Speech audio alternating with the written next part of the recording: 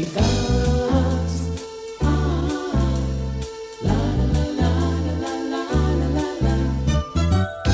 Saludos y bienvenido al Instituto Bíblico del Aire. Contrario al pensamiento de muchos, la Biblia sí toca el tema de la vida sexual de los seres humanos. En esta ocasión estudiaremos uno de los pasajes principales que trata sobre este tema en la continuación de nuestra lección, la relación sexual, el quinto lazo que sustenta la unidad matrimonial. Con nosotros Alberto Ovalle y el estudio de hoy.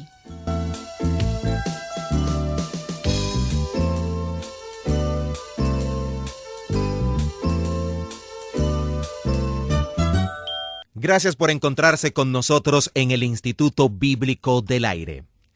Al pensar en términos de cuál es nuestra fuente de la verdad acerca del sexo, debemos ir a la Escritura. Como hemos señalado antes, Deuteronomio 24:5 le da un año de asueto al hombre casado para su luna de miel. Y en Hebreos 13, versículo 4, vemos que la Escritura muestra que el sexo es más que solamente para la procreación.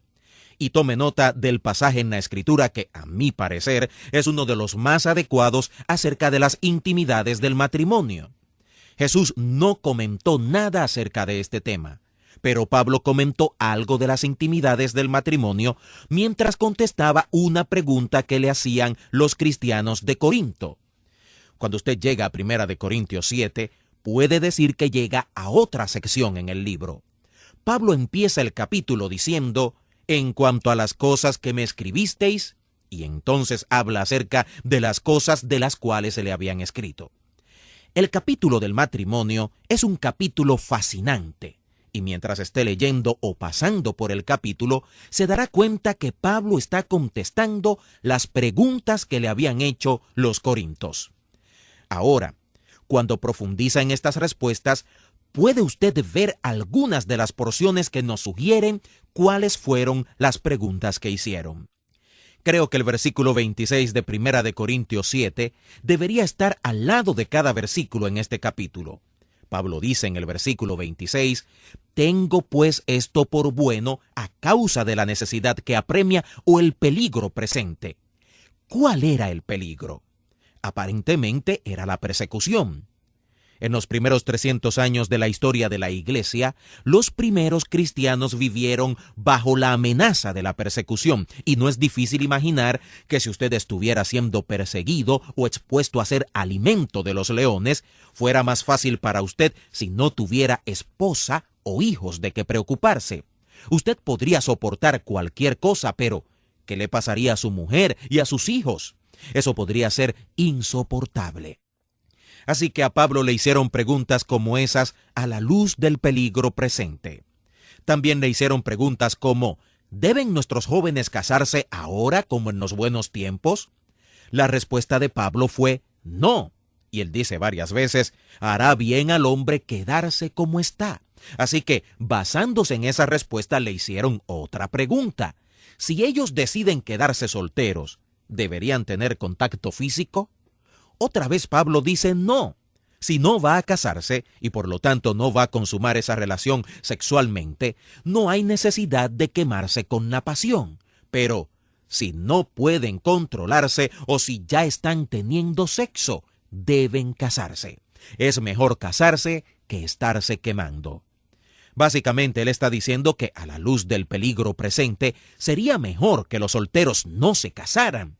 Y si no se casan, que tampoco tengan interacción sexual. Otra pregunta que creo que le hicieron a Pablo fue, ¿y qué de los que ya están casados? ¿Deben tener una vida sexual normal? Aquí es donde creo que una traducción revisada nos da la esencia de este gran pasaje. Pablo dice, en cuanto a las cosas que me escribisteis, primero, ¿es bueno tener relaciones sexuales? Seguro que sí, pero en cierto contexto. Es bueno que un hombre tenga una esposa y una mujer tenga un esposo. Los deseos sexuales son fuertes, pero el matrimonio es suficientemente fuerte para dominarlos y proveer un balance y una vida sexual satisfactoria en un mundo de desorden. El lecho matrimonial debe ser un lugar de reciprocidad, el esposo buscando la satisfacción de su esposa y la esposa buscando la de su esposo. El matrimonio no es un lugar donde usted va a reclamar sus derechos. El matrimonio es una decisión de servir al otro, sea en la cama o fuera de ella. Abstenerse del sexo es permitido solo si es por acuerdo mutuo y solo si es por el propósito de ayuno y oración por un periodo de tiempo. Luego se juntan otra vez, porque Satanás tiene una manera muy ingeniosa de tentar cuando menos lo espera. Pero observe bien, Pablo no les está ordenando que tengan períodos de abstinencia, sino que les da su mejor consejo si escogen un período de abstinencia sexual. Esto es una magnífica pieza de consejería matrimonial dirigida a la unión física entre parejas cristianas. Me gusta la palabra mutualidad. La palabra operativa en la vida sexual de un esposo cristiano y su esposa no es ¿qué es lo máximo? ¿O qué es lo mediocre? ¿Qué es normal? ¿O cuál es el promedio? La palabra es mutuo. ¿Qué es mutuo? Las preguntas surgen habitualmente a partir de parejas que tienen muchos años de casados. Preguntas como, ¿hay algo malo o pervertido en esto o aquello? Mi respuesta siempre ha sido, no hay nada pervertido o malo si ambos, esposa y esposo, están de acuerdo con ello. Pero mutualidad es muy, pero muy importante. Las personas preguntan sobre la frecuencia, el promedio. Pero la palabra clave en la intimidad matrimonial no es el promedio, lo bueno o lo malo, sino lo que sea mutuo. Note que Pablo dice que es voluntario, y esto creo que es muy importante. Pablo dice que el matrimonio es una decisión, y aquí habla del aspecto sexual del matrimonio. Es una decisión de dar placer o servir al otro, sea en la cama o fuera de la cama. Y lo que aprende en la intimidad lo aplica a lo largo de toda su relación. Pero algunos tienen esas ideas irrealistas sobre el romance. Usted sabe, decimos que es como caer en un hoyo llamado amor. Y cuando se da cuenta que ha caído en el hoyo, araña y agarra tratando de salir del hoyo, pero no puede. Son innumerables las parejas con las que me he sentado para darles consejería y sus primeras palabras han sido, es que ya no lo amo o ya no la amo. ¿Ve? Caen dentro y se salen, y no hay seguridad ni estabilidad en esto. Pero el amor verdadero no es algo en lo que se cae adentro o afuera. Es una decisión, es un compromiso. Tomo la decisión, el compromiso de amar a alguien. Y claro que eso se aplica también a la relación física. Es algo mutuo, voluntario e incondicional. Nuevamente, decimos que el matrimonio no es el lugar donde usted va a reclamar sus derechos. Tome el capítulo del amor, 1 Corintios 13, versículos 4 hasta 7, y aplique esas virtudes en el área de la intimidad matrimonial. Creo que lo va a encontrar muy útil y práctico. El amor no busca lo suyo. Está comprometido con el bienestar de la otra persona. Para mí, esa es la dinámica que hace o deshace la relación sexual. Si cada pareja está comprometida rigurosamente con el placer o la satisfacción del otro, le puedo decir que tienen la llave que hace que el acto sexual funcione. Y la ausencia de esa llave es lo que le trae problemas. Este gran pasaje se expresa así. El esposo busque la satisfacción de su esposa y la esposa la satisfacción de su esposo. Y creo que es en este contexto de unidad física que Pablo habla cuando dice que la pareja puede separarse mutuamente para ocuparse en la oración y el ayuno, y al volver a juntarse, su matrimonio será más fuerte. Creo que quiere decir que hasta su vida sexual será mejor. Se dice que el modelo que da Pedro y Pablo para el matrimonio en las epístolas es Cristo y la Iglesia. La Iglesia y Cristo. Pero, ¿dónde ve la ilustración del sexo allí? Muchos estudiosos dicen que la unidad física es ilustrada en la comunión que tiene Cristo con la Iglesia. Y eso le muestra lo que tiene que ser.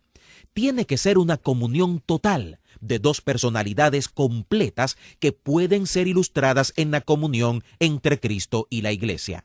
Pero es algo espiritual. Así que podría decirse que esa unidad física es volitiva, es mutua, es incondicional y tiene que ser espiritual para que pueda funcionar. Pudo haber surgido en su mente la pregunta, ¿qué quiere decir con esto de lazo espiritual? ¿Cuál es el nudo espiritual entre el hombre y la mujer? Como hemos dicho antes, no necesariamente es lo que hacen juntos, como aquello de que la pareja que ora unida permanece unida. No creo que eso es lo que quiere decir, aunque es bueno cuando las parejas oran juntas. Y las parejas que oran juntas usualmente permanecen juntas. Pero creo que el énfasis en este lazo espiritual es la individualidad. La relación más íntima en la vida no es su vida sexual con su cónyuge, sino su relación con Dios. El psiquiatra Jung dijo, los hombres podrían discutir de sus vidas sexuales más abiertamente que de sus vidas religiosas. Porque la vida espiritual es más privada. Creo que el lazo espiritual es algo individual. Así que quizás está en un matrimonio que no es nada de lo que usted desearía que fuera, o quizás hasta está en dificultades. Y nos ha escuchado decir que no puede ser el padre adecuado sin la ayuda de Dios, que ni siquiera puede ser una persona adecuada sin la ayuda de Dios. Y quizás esté haciéndose la pregunta, bueno, ¿y cómo consigo esa ayuda? ¿Cómo establezco ese lazo espiritual? El profesor Woodward, quien elaboró estos estudios, se encontró en una ocasión con un amigo que le dijo lo siguiente, Dick, me eligieron presidente del cuerpo de líderes de mi iglesia y yo ni siquiera soy cristiano. A lo que el profesor Woodward respondió, en mi iglesia usted no podría hacer eso si primero no se hace creyente. Este hombre le dijo que precisamente su deseo era que él le enseñara lo que significaba ser cristiano. Al parecer estaba muy interesado en conservar su puesto. Más adelante el profesor Woodward escribió un folleto describiéndole a su amigo lo que significaba en realidad ser cristiano y se lo envió. Su amigo estaba de viaje, pero lo recibió. Y tan pronto regresó lo llamó para decirle que al leer el folleto decidió confiar en Jesucristo y llegar a ser cristiano verdaderamente. El profesor Woodward llamó a este folleto Las 7 maravillas espirituales del mundo. Lo tituló Maravillas Espirituales para mostrar que no hablaba de maravillas naturales o maravillas modernas o maravillas ancestrales. En mi opinión, la dimensión más fenomenal de la vida es la dimensión espiritual. Así que hablaremos sobre las 7 maravillas espirituales del mundo. Y en el próximo programa voy a comenzar a decirle cuáles son esas 7 maravillas espirituales. Espero que pueda estar con nosotros. Hasta aquí la enseñanza de hoy en el Instituto Bíblico del Aire. Esperamos que lo aprendido en esta lección le sea de mucha ayuda. En nuestro próximo programa continuaremos con los estudios sobre familia y matrimonio. Entre tanto, confiamos que nos escribirá para dejarnos saber en qué forma este programa es de bendición a su vida. Tenemos disponibles materiales que acompañan esta serie de estudios que usted puede solicitar y recibir completamente gratis a vuelta de correos. Escríbanos al Instituto Bíblico del Aire, apartado 2805, Miami, Florida, 33265, Estados Unidos, o al correo electrónico iba@icmmbc.org. Nuevamente, iba@icmmbc.org. Que Dios le bendiga y hasta nuestra próxima clase. Instituto Bíblico del Aire, capacitando para el servicio eficaz.